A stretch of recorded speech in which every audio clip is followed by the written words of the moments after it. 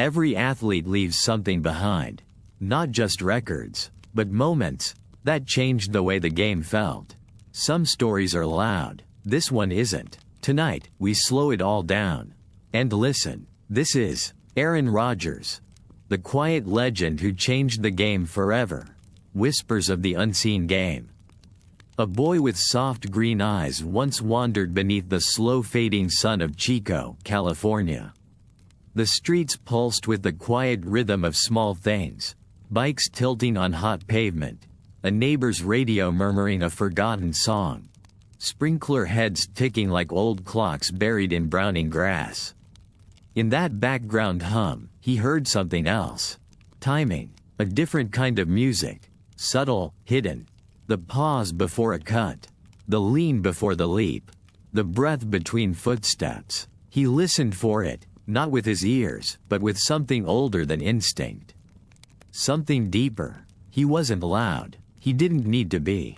Because in silence, patterns reveal themselves. Not in halftimes or headlines, but in the in-between. He wasn't chasing greatness. At least, not the kind most people noticed. Not trophies. Not fireworks. He was chasing precision, flow, truth. In a world that shouted, he seemed made of stillness. And still, the ball left his hand like a whisper with purpose. No one was applauding in that dusty northern town. No recruiters parked their cars at his high school field. No heaving cheers met him after practice. But still, he trained. Still, he threw. Still, he listened. Because something in him believed that if timing was everything, then maybe, just maybe, he could become the clock. It started in quiet, and it would rise, in quiet. Later, he'd be a name across headlines. A flash beneath stadium lights. He'd be both savior and villain, sometimes on the same Sunday. But long before all that, he was just a boy holding a football 2 sizes too big, trying to match the rhythm in his chest to the movement of the world. Aaron Rodgers. Some call him complicated, cold, calculated. Others, genius, maverick, illusionist with cleats. But none of those stories matter until you understand this one. The silence before the signal. The seconds where only one person sees the shape of what's about to come, and breathes like it's already happened. So who was he? To find out, we have to start not with a game, or a throw, or even a failure. We start with a whisper. And if you're quiet enough, you can still hear it. Long before the storms of stadiums and the precision of playbooks, there was a patch of yard just wide enough to pretend. Here, the boundaries were fences leaning on memories. The uprights were imagined, the scoreboard invisible. A worn-out ball sailed through dry summer air. Sometimes spiraled, sometimes not. It didn't matter. His brothers would chase him, tag him, tackle him. And he'd rise, again and again, brushing grass from his knees like it meant something. Like the game needed to feel real to work. They didn't know it then, but they were building something. Not just arm strength or footwork, but something gentler. Trust, timing, stillness in the middle of motion. No refs, no roaring crowds. Just the thud of footsteps and the bark of a dog who didn't know he was part of the game. A defender by accident, but loyal all the same. Aaron counted time differently here. Not in seconds, but silences. The split moment after a snap. The space between breath and decision. He studied the air, not the ball, waiting for it to tell him when it was right. He rarely danced after scoring. Didn't dunk the ball over garbage cans. Didn't declare anything out loud. Triumph lived quietly behind his eyes. The sun would drop behind the roofs too soon. And the shadows would stretch long like field lines drawn in dusk. But even then, when the light gave out, he'd beg for one more play. And someone always threw it. Not because he asked loudest, but because they could feel he meant it more. Inside that cracked sod yard, he wasn't performing. He was rehearsing, not for fame, not for praise, but for readiness. He threw like someone might be watching. Not now, not today, but maybe someday, when it counted. And that mattered, Because long before the scouts, before the tape, before anyone checked his name twice, he was already building the thing they couldn't see. Not talent, not skill, conviction. He couldn't run a 4.3. He didn't bench with the strongest. His stats didn't sing loud enough. But the things that don't fit on paper? They were already in motion. He played every down against air like it was the fourth quarter. Every fake held weight. Every throw had purpose. Not just because he loved the game, but because something told him. One day, this stage would grow. Not right away. Maybe not ever. But the chance? That sliver of maybe. That whisper of possibility. It was enough. And even when the lights didn't find him, even when the recruiters never called, Aaron Rodgers stayed in the rhythm. No applause. No trophies. Just the feel of laces in palm. The echo of a foot on dry grass. The breath before the throw. The silence between belief and proof. In that backyard, he wasn't willing himself into stardom. He was steadying himself for it. Just in case it ever came. What happens when the world forgets to notice? Not out of malice. Just indifference. A shrug of the machine. Stats typed out and immediately lost in the noise of louder names and flashier frames. Aaron Rodgers finished high school with numbers that shimmered, 4,000 plus yards. A touchdown trail that could wrap around most Friday night fields. He broke records. He won games. He played with purpose. And yet, the phone never rang.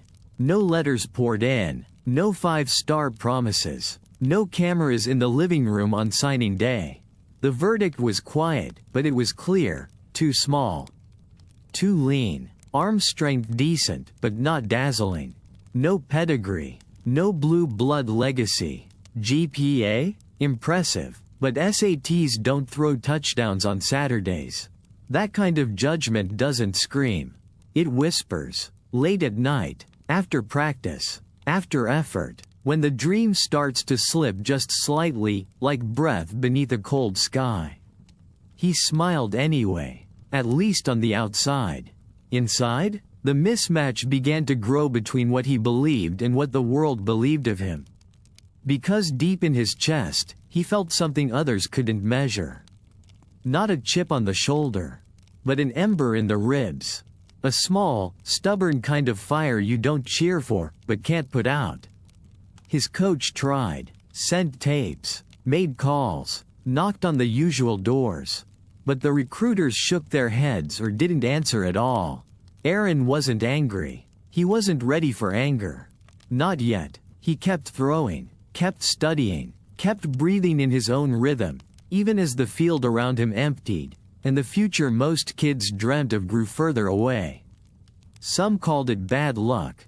Others, a sign. But to Aaron, it was something else, invisible, maybe, but real. A message. You are not owed. Nothing is guaranteed. If you want it, build it. Not with headlines, not with expectations, but with choice. So as others walked across stages in college logo caps, Aaron Rodgers packed a duffel bag and went somewhere colder than he expected, and quieter than he'd liked. Butte College. No fanfare. No welcome parade. Just a boy, a ball, and the rhythm still beating in his chest, even if no one else could hear it. And he listened again, not for applause, but for the silence before it begins. A silence that was starting to sound familiar. Butte wasn't the dream. It was the detour most people never take. The kind of place where stories fade, not begin. A patch of Northern California with hard soil, colder mornings, and bleachers that echoed more wind than applause. But it had light, early, raw light, and that was enough.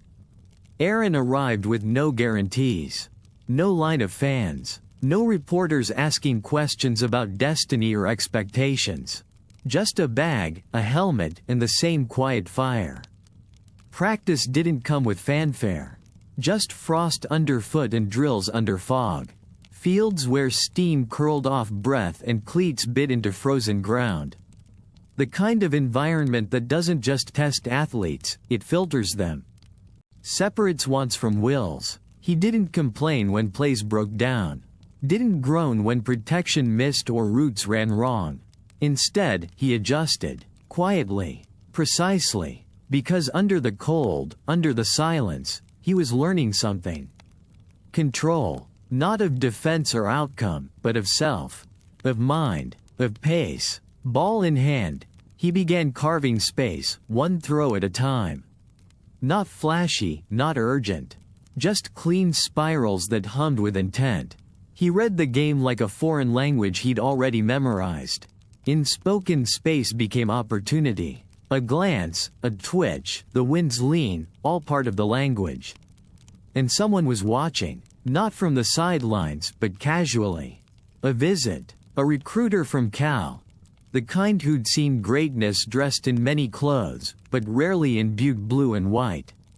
He noticed not just the throws, but the pauses between them. The way Aaron absorbed chaos without panic. How he led not by voice, but by gravity. It wasn't polish he saw. It was presence. Rodgers wasn't chasing the game anymore. He was beginning to mold it. Slowly. Silently. Butte didn't offer much. No banners. No shoutouts. Just repetition. Reps in cold sand. Wind slanting across cracked turf. The occasional nod from a coach who knew. Yet every throw built something. Calloused vision, internal cadence, untrainable calm. He went 10-1 that season. Quietly. Enough for whispers to sprout louder than doubt. Offers arrived. Finally. Reality widened. And when the call came from Cal, when the door finally opened, he didn't dance through it. He simply walked, like someone who'd known it would come, not out of entitlement, but belief. Because Butte wasn't just a stop. It was a proving ground. Not to anyone else, to himself. And now? He was ready. The blue and gold stood out against a sky too bright to promise comfort. Berkeley wasn't Butte. It was louder, quicker, polished at the edges. Everything buzzed. Students with open books and broader futures. Coaches with pressure behind their smiles. Teammates who measured respect in reps and results.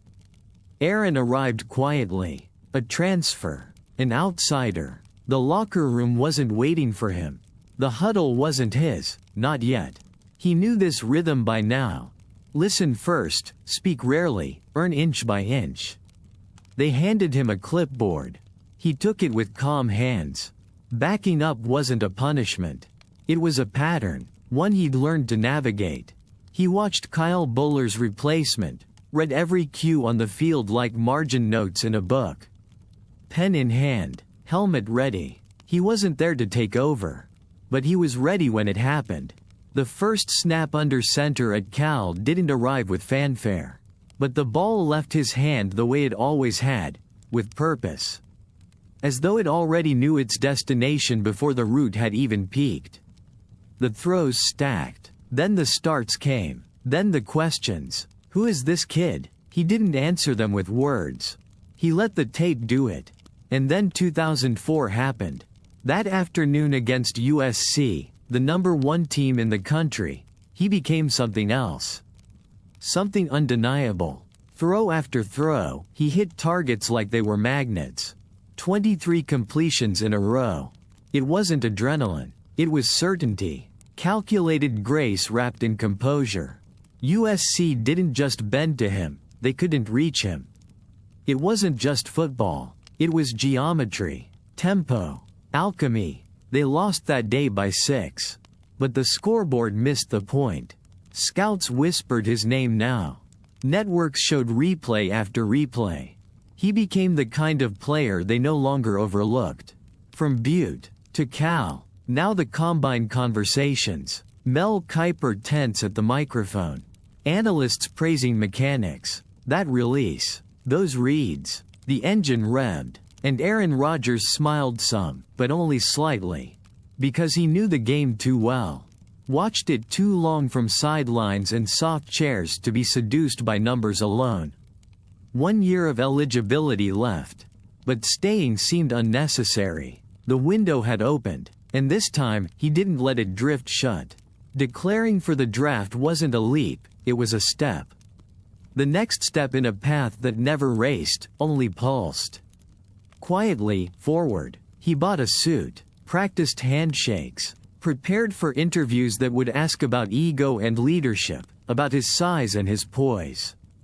And he'd answer in the same measured tones he gave at practice. Not hyped, not hunting for headlines. He could see it now, franchise dreams, pro days, draft night. Not with arrogance, but absurd clarity. He didn't need them all to believe. He just needed one team. One call. Maybe, after all this time, that rhythm he'd followed from Chico's fading lawn to Butte's frozen dirt to Berkeley's golden slope, was about to crack open something bigger. The suit was tailored, clean at the shoulders, meant to speak a confidence he didn't quite feel. He sat upright, proudly, but the quiet around him got heavier with every passing pick. Smiles turned hollow. Cameras lingered, not for highlight reels, but for theater. He'd been told top 10. Maybe higher. Mechanics? Elite. Intellect? Not a question. Poise? Hardwired. Teams needed quarterbacks, but names kept pouring out that weren't his.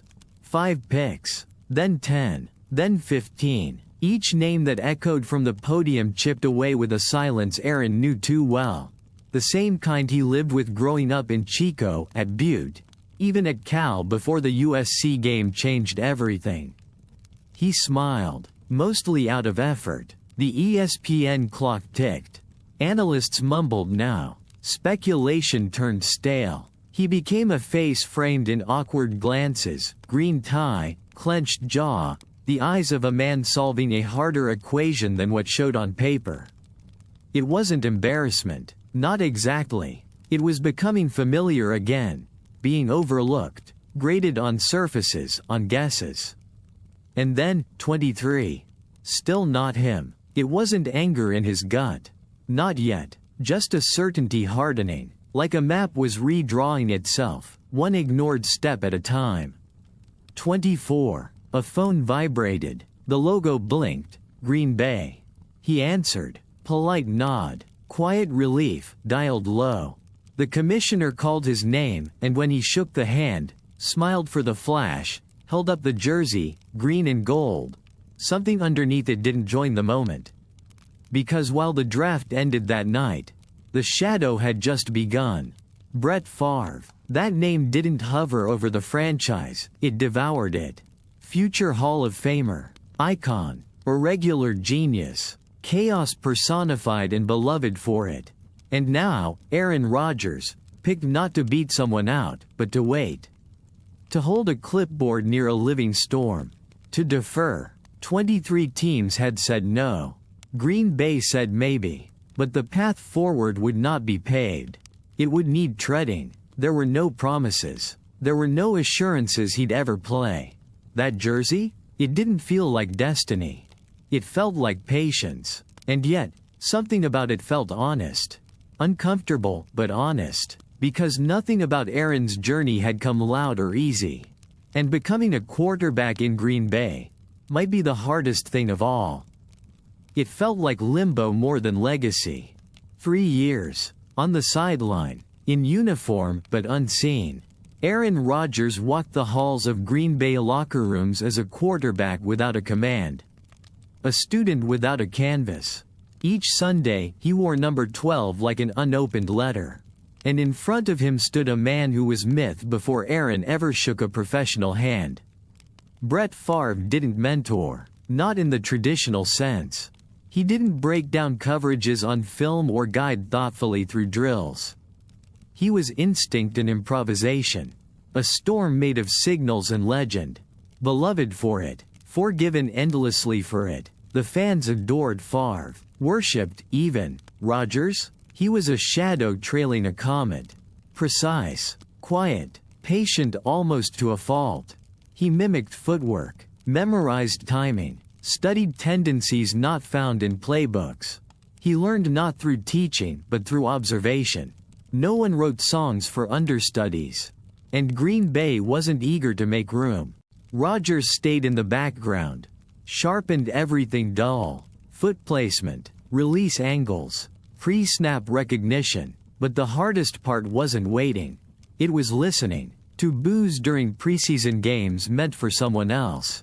To analysts calling him a wasted pick, a backup's backup. To the crowd, loyal to Favre, wary of anyone new, watching him warm up as if he were an interruption, not an heir. He responded the only way he knew how. He watched film until the hours blurred. Took scout team reps like they were Sundays on national broadcasts. Led like a captain whose team didn't yet call him one. Spoke rarely, but with weight. And inside, that ember, that unflinching flame that nobody else could quite locate, grew hotter. Denial fed hunger. Doubt clarified focus. Favre retired, then unretired. Then questions exploded. Locker room split. Fans cheered the old name, booed the waiting one. The franchise, once certain, now wavered between futures. Rodgers said little. He let the front office speak. Let decisions fracture the fan base. Let the legend say what legends say when they feel a throne slipping. But when the Packers finally moved forward, not with bells, not with banners, just a press conference with tight smiles.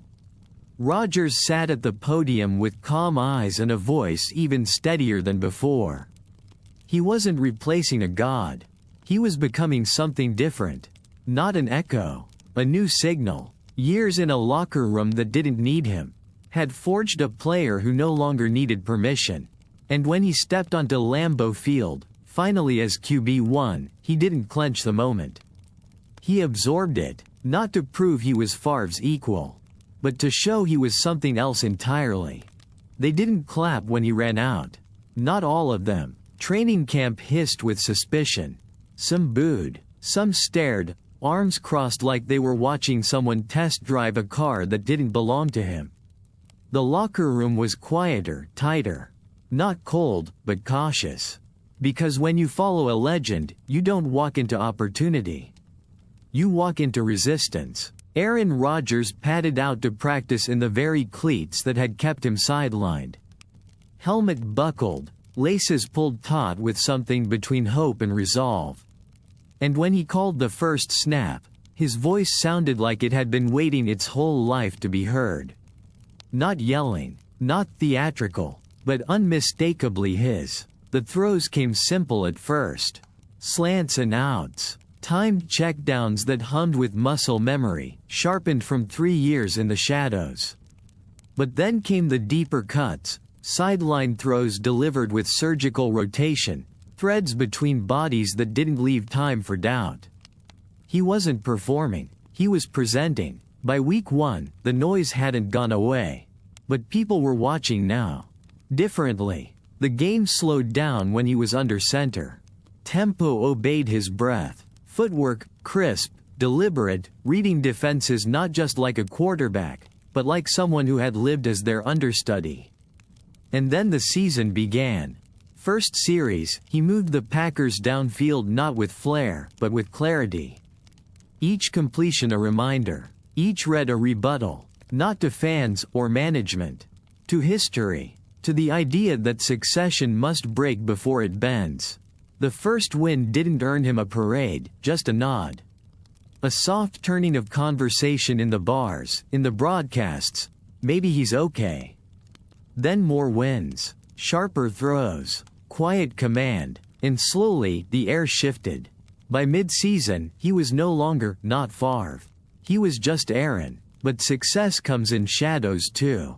Whispers of, but can he finish? He's good, sure, but can he win it all? The box score never had enough room for nuance. And legacy? Legacy doesn't take attendance in September. It waits for February. And February still felt a state away.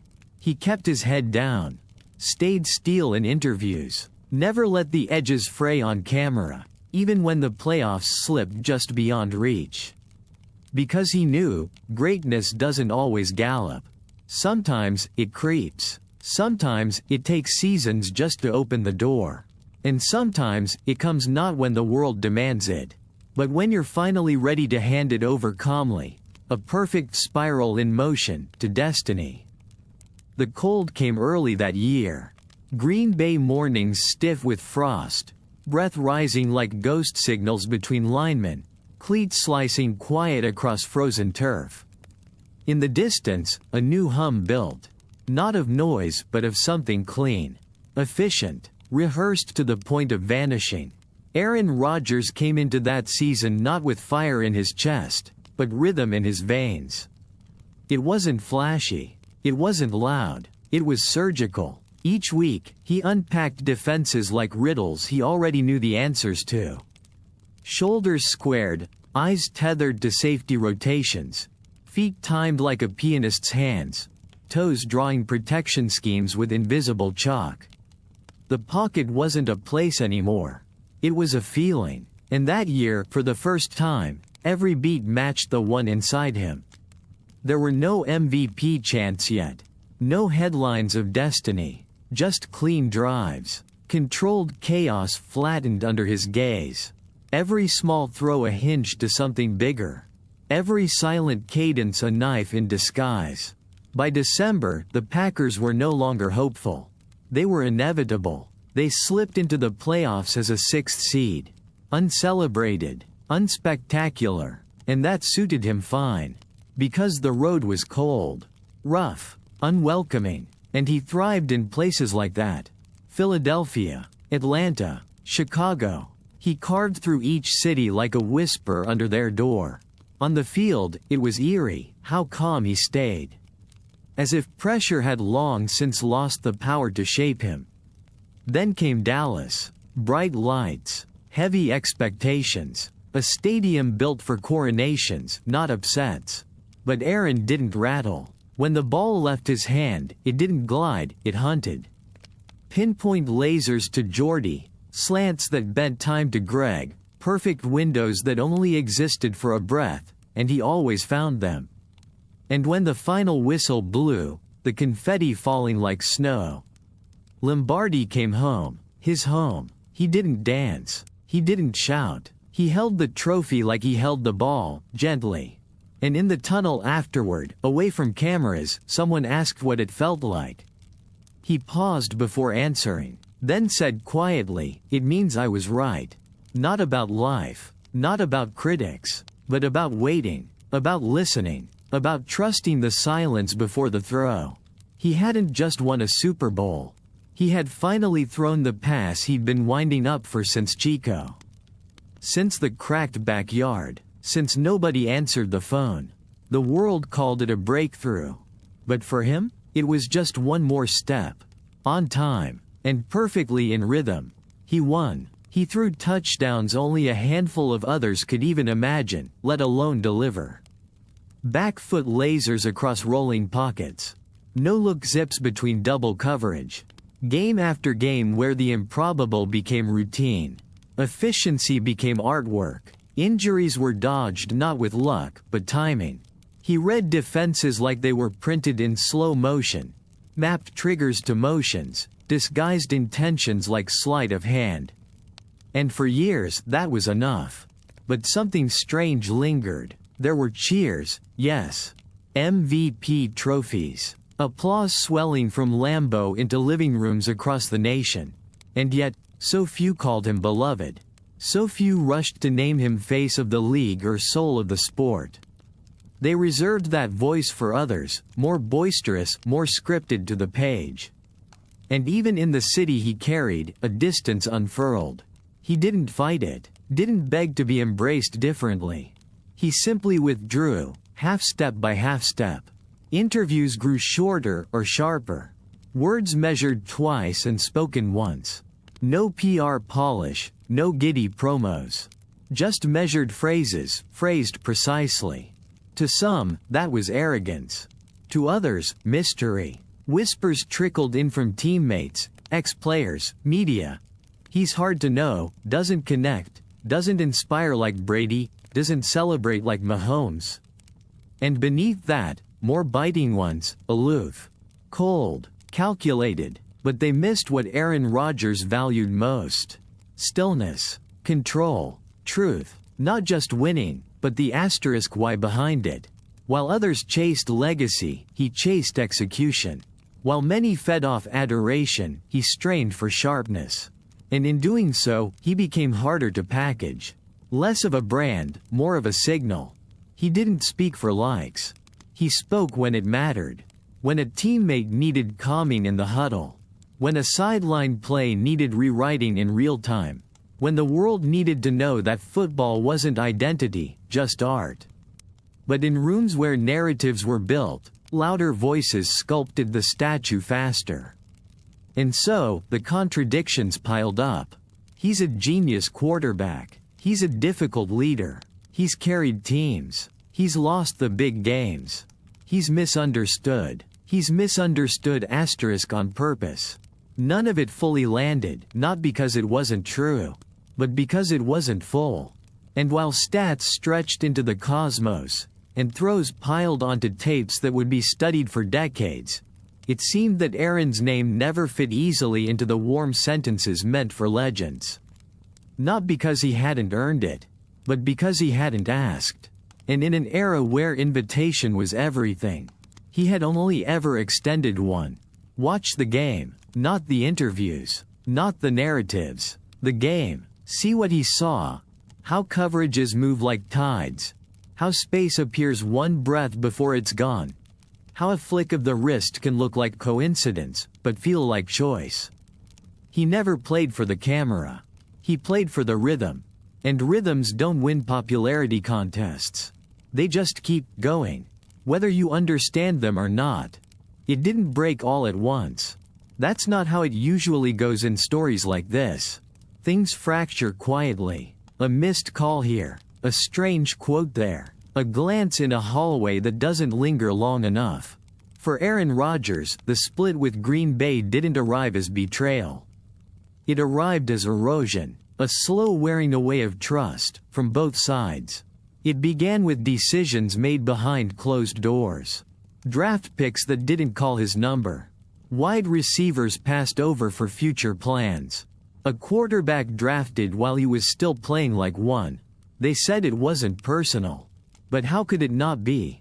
He knew the league was a business. He had said so, had lived so. But still, when the ones you've delivered for stop asking what you're thinking, it starts to sound less like business. And more like forgetting. In press rooms, he stayed professional. Poised. But the words got leaner. Less giving. The answers came dressed in calm, but the subtext was sharp. He was no longer just a quarterback. He was a variable. In a locker room shifting around him, coaches rotated. Philosophies clashed. Relationships strained under the weight of change that refused to name itself. Games were still won. Almost always. But tension doesn't show on the scoreboard. It shows in interviews that circle trust but never land on it. In moments where expectation outgrows gifts. Aaron played through pain that didn't make headlines, collarbones, calves, cartilage. The kind of pain that dulls your sleep but sharpens your concentration. He still threw passes no one else could. Still threaded defenses like riddles with answers only he knew. But something small was missing. Joy? Maybe. But more than that, alignment. The front office moved pieces like chess. He moved like jazz. When those rhythms don't meet, even wins begin to wobble. And then came the questions. Every season, louder. Does he still care? Is he difficult? What does he want? The truth was simpler than it sounded. He wanted respect, not applause. Input, not control. A seat at the table, not the whole room. Not because he needed the power, he never sought that.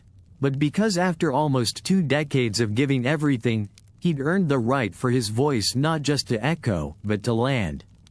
And the Packers? They weren't sure how to catch it. So they drifted, still winning, still smiling, but the air grew thinner. All the while, that small ember in Aaron's chest, never quite extinguished, started crackling again. Not out of revenge, but necessity. Because once you recognize that the field is shifting beneath your cleats, you don't wait for an invitation to move. You start walking, quietly, deliberately. toward wherever your rhythm can be heard again. He didn't chase it, it just arrived. 2020 began like another year in shadow. Doubts had settled into grooves. Old talking points recycled through new microphones. Was he declining? Had he lost the edge? Could he still carry? He heard it all, or didn't have to. When people have whispered about you long enough, their voices stay even after they stop speaking. No big speech, no rally cry. He just prepared, moved through training camp like a man tuning an instrument no one remembered he could play. The same calm steps, the same quiet glances, but something in him had clicked. The footwork, crisper. The reads, faster. The throws, sharper. The old rhythm? Back like it never left. And the league didn't notice until it had already begun. Game after game, he painted again. Touched passes over linebackers. Lasers on third and impossible. Pocket movement that felt choreographed by silence. He wasn't managing games. He was conducting them. Every motion efficient. Every route understood. The playbook bent to his rhythm, not the other way around. And what followed wasn't noise. It was proof. 48 touchdowns. 5 interceptions. A season that felt less like domination and more like inevitability. MVP. Again, it wasn't revenge. It was restoration. A reminder that greatness, when quiet, is often mistaken for fading. But there was no parade when it ended. No parade when the playoffs stopped abruptly. No confetti. Just questions. And the next year? He came back again. Different haircut. Same fire. Critics waited for decline. He gave them another MVP. Cool, collected destruction. Coverage manipulation with his eyes alone. Chemistry with receivers that looked like jazz. The kind of control that doesn't come with age, but with understanding. Yet behind the numbers, something more complicated pulsed. He spoke more now. Podcasts, interviews, words carrying edges, defiance, curiosity, philosophy baked into football. Some followed him into that space. Others turned away. Now, even admiration came split down lines. But the game? The game still listened. Because no matter what was said, when he stepped onto the field, the world narrowed. Noise fell away. Throws came from platforms you couldn't teach, into windows only he could see. And every time it looked like the fire might flicker, he rose again. At nearly 40, he already had what most spend lifetimes chasing. Statistics, awards, legacy sealed in the ink of arm angles. But legacy isn't always a name etched in metal. Sometimes, it's being the reminder that the position isn't just strength or height or branding. It's vision, it's precision, it's the stillness inside chaos.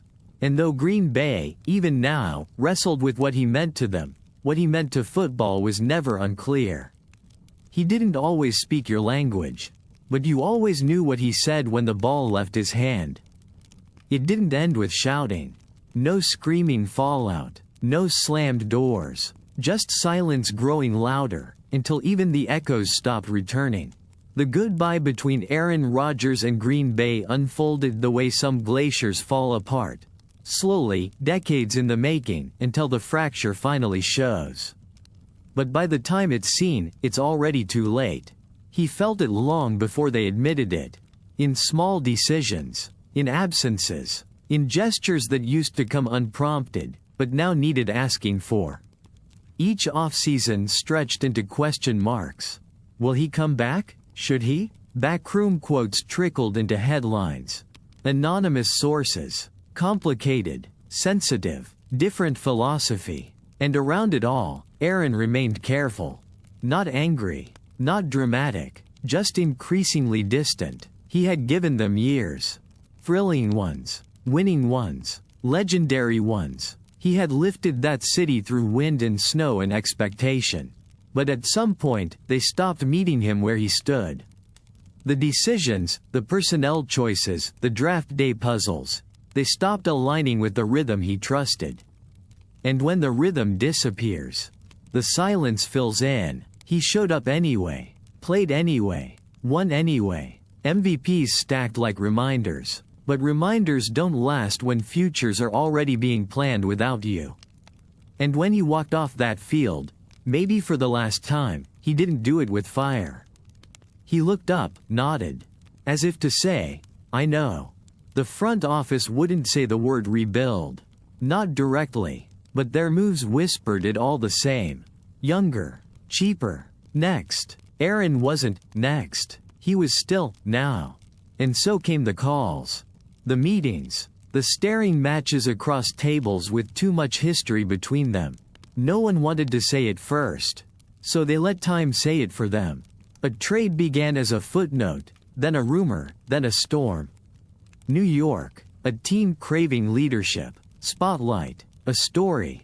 It didn't make emotional sense. But it made rhythm. Because the Packers, his Packers, weren't really his anymore. Not in the way they once were. The shoulder-to-shoulder trust, the unsaid understanding, the belief that greatness was something shared. That had faded. What remained were numbers, memories, a trophy from a winter-long past that still gleamed under nearby glass, but not enough to mend the disconnect.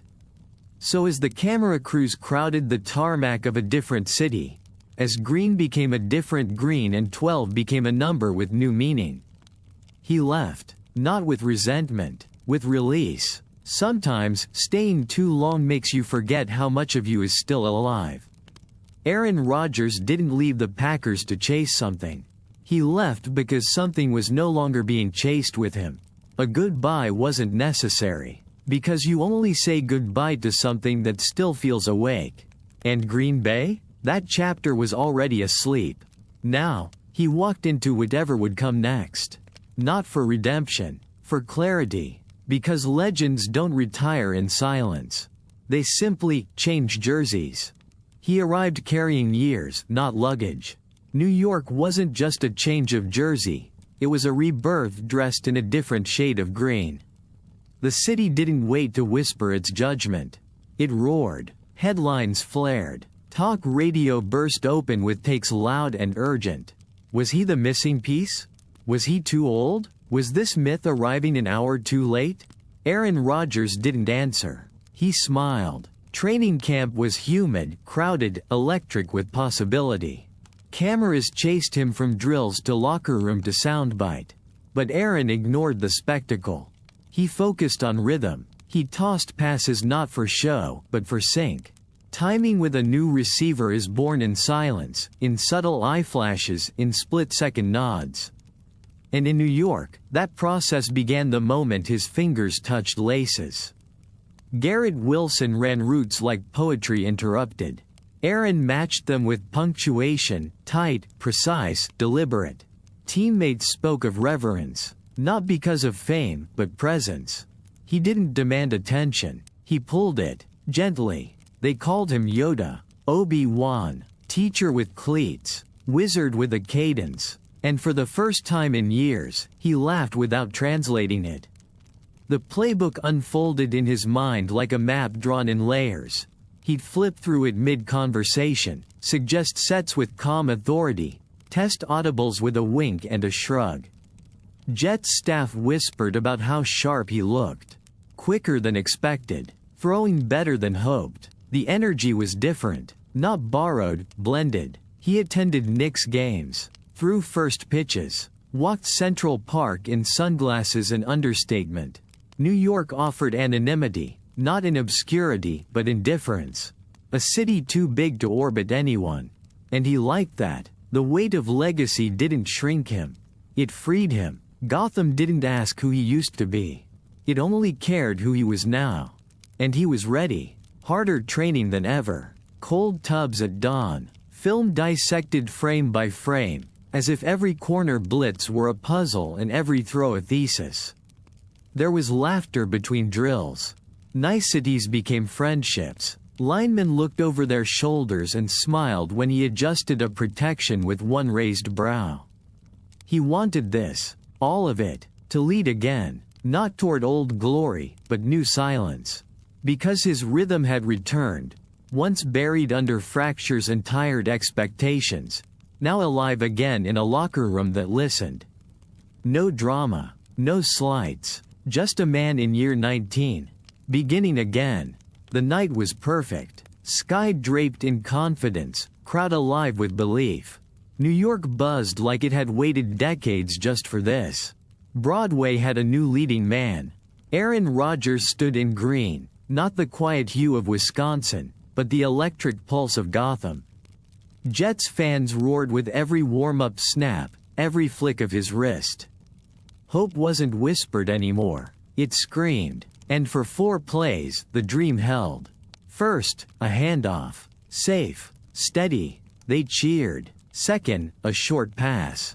Measured. Confident. Third, a pressure. He evaded, just like old times. Then, fourth, the ball wasn't even thrown. Just a step, a twist, a collapse. Leg met turf, and something snapped, too fast to stop, too quiet to scream. He didn't writhe, didn't yell. He sat, helmet still on, legs stretched out like he was considering staying there. Looking nowhere and everywhere. A city froze. Stadiums don't usually hush so fast. From TV rooms in Jersey to bars in Chico, the breath left. An Achilles tear. Season over. 4 plays. That's all. Some say legends end in glory. Some vanish in silence. This was something colder. A prologue that never met the story. He left the field on a cart, shrouded in shadow and disbelief. Lights still blinding, cameras still rolling.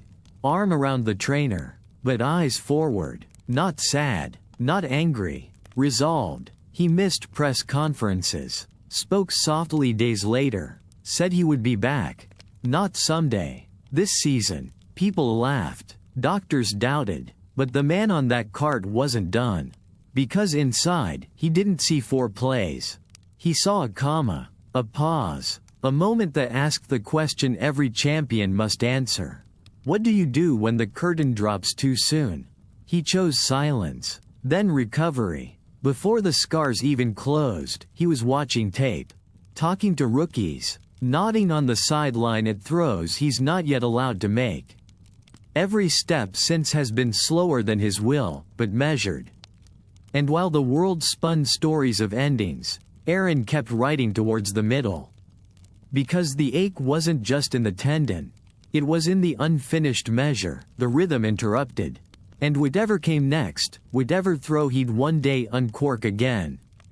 It would begin where so many great things do. Not with noise, not with anger, but with the quiet breath, before the next play. He had time now. Not the kind counted in downs or quarters, but the slower kind. Measured in hours between treatment and silence, in mornings where no cleats touched turf, in evenings where the body sat still while the mind kept moving. For the first time in a long time, Aaron Rodgers wasn't preparing for Sunday. He was preparing for something else. Conversations, reflections, questions that didn't end in scoreboards. He began to speak more, not to defend, but to explain. Not to perform, but to explore. Podcasts, interviews, long-form thoughts stitched with pauses. People expected updates on his rehab. He gave them windows into his beliefs. On leadership, on fear, on alternative medicine, on how quiet can be louder than shouting, and how doubt can galvanize more than praise. Some called it rambling, others, enlightenment. He didn't care what they called it. Because the voice that hid behind play calls and media soundbites had waited years for this space. And when he spoke, there was no script. Just thoughts, stacked, winding, imperfect, human. He talked about ayahuasca, about healing that extends beyond ligaments, about the loneliness of arenas, about gratitude for teammates who looked him in the eye without asking for autographs. He studied everything now, language, medicine, others. The time off wasn't empty. It was full. He mentored quietly, not with cliché speeches, but with questions mid-film. A smirk during a walk-through. An observation dropped at the precise moment it might matter. To the young quarterbacks in the room, he wasn't a star. He was someone who had walked more of the map. And yet, still wanted to chart new paths. The injury didn't define him. It refined him. He spoke about football too, always. In detail. Not just the motion, but the why beneath it. Why rhythm matters more than scheme. Why eyes must lie for your arm to tell the truth. Why throwing isn't about strength, it's about surrender to timing. He was still a quarterback. Even while in a boot. Even with cameras more interested in rehab timelines than huddle cadence. Aaron Rodgers was never just a game manager. He was a system of thought. And stripped of pads and schedules, the layers showed. Not vulnerable, just visible. 40 approached quietly. Most feared it. He welcomed it, not because his body was stronger, it wasn't. But because his mind had never seen the field this clearly. One throw at a time. One breath before the next chapter. Healing, on every level, had no shortcut. And he finally had nowhere to be. But exactly where he was. The pain softened before the noise did. His Achilles, stitched and scarred, had stopped screaming. But the world hadn't. Pundits wondered if it was worth it. Doctors debated timelines. Some rolled their eyes when he said he'd return that same season. He didn't argue. He trained. Before dawn, before headlines, before anyone believed again, he was moving. Slow, measured, but moving. The rhythm wasn't gone, just paused. 4 a.m. became sacred. Not punishment, but ritual. Resistance bands, balance boards, single step, single breath, and back again. He filmed it sometimes, not to boast, but to remember. To see himself still becoming. In those quiet hours, sweat soaked deeper than any insult. And every ache came wrapped in its own kind of clarity. He wasn't chasing youth. He was chasing wholeness. The same man who once threw no-look touchdowns now focused on flexing a foot without tremble. And when that was mastered, planting weight. Then motion. He smiled more in those rooms than he had in some victories. Because the body was cooperating. The mind? Sharper than ever. He watched film longer. Journaled more. Spoke to coaches differently. Less about plays. More about presence. And then there were the players. Those kids who once grew up watching him.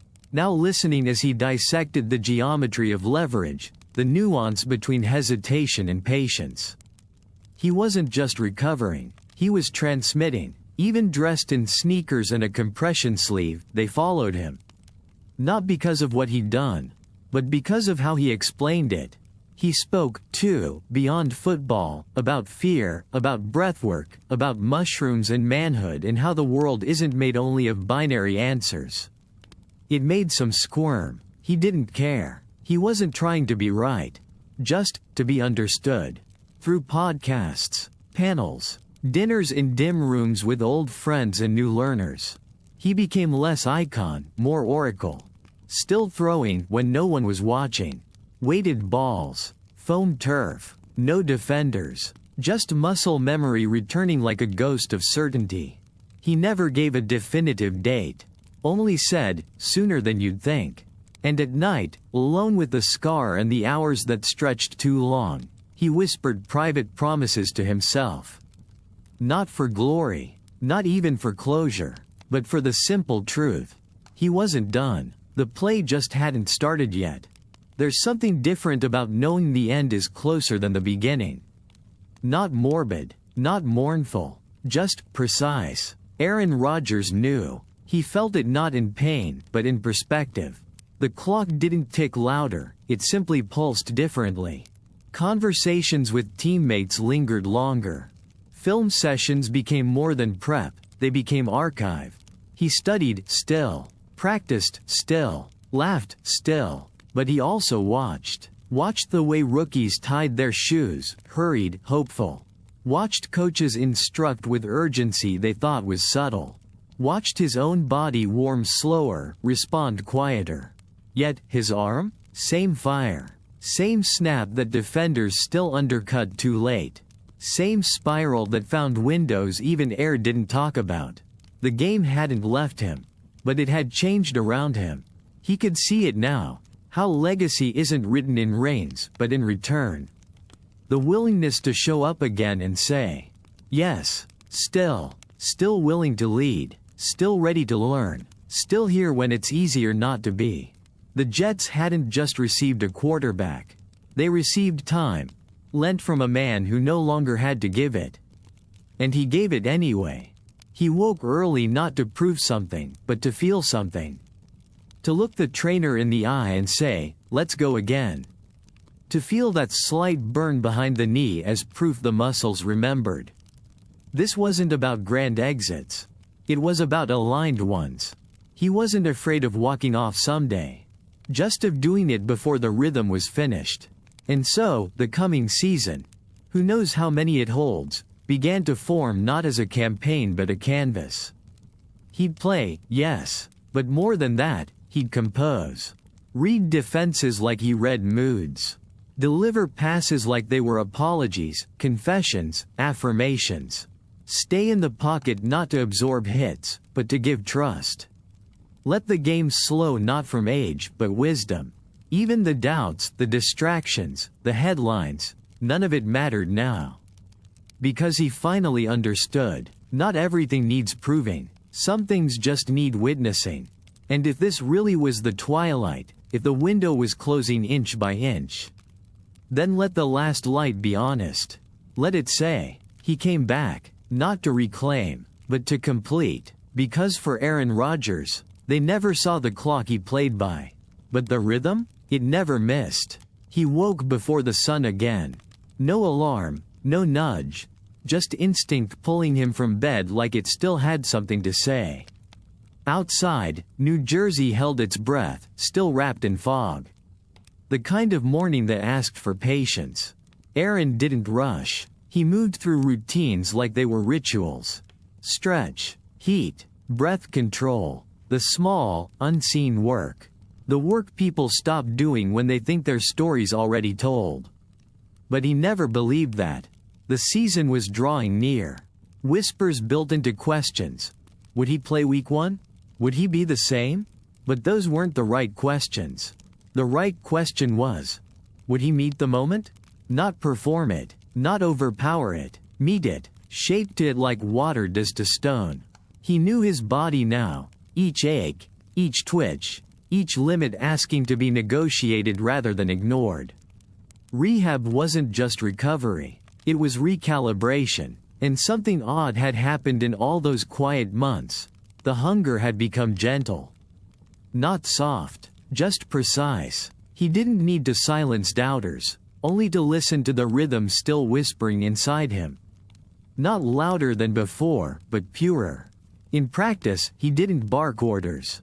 He guided. No wasted motions, no wasted words. Teammates leaned in, not because they had to, because they wanted to.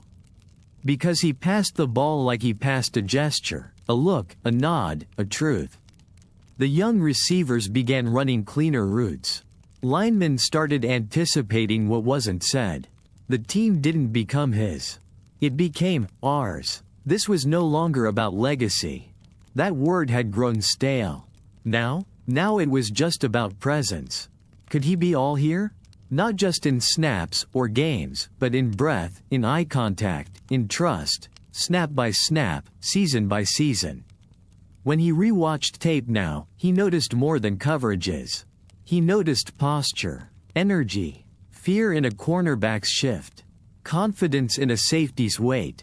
He read the game as personality, not just position. The understanding had deepened. He no longer sought to dominate it. He sought to dance with it. Whatever clock was left didn't scare him. It thrilled him, because each second spent now was chosen. Born from failure, from seconds wasted before, from throws never uncorked, from years of silence mistaken for distance.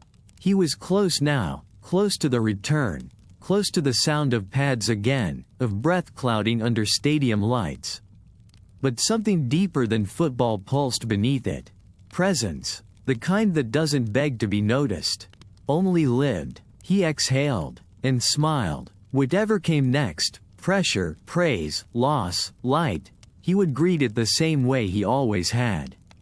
with readiness, with rhythm, and with the quiet belief that one more perfect throw still waited inside him. Not for accolades, just for completion. He was never the loudest. Never the one pounding his chest at midfield, never the face plastered across every ad. Some called him cold, some calculated, a few saw the philosopher peeking out behind the face mask.